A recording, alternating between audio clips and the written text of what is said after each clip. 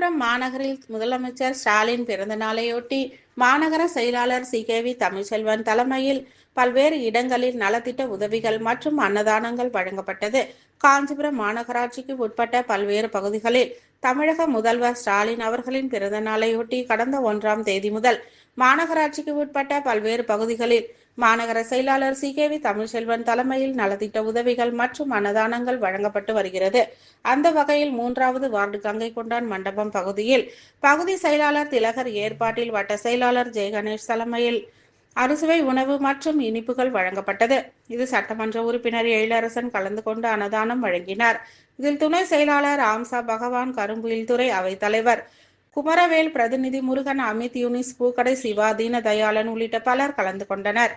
இதேபோல் பேருந்து நிலையம் உட்புறம் 18வது வார்டு சார்பில் வட்ட செயலாளர் மண்டி சம்பத் தலைமையில் அன்னதானம் மற்றும் இனிப்புகள் வழங்கப்பட்டது.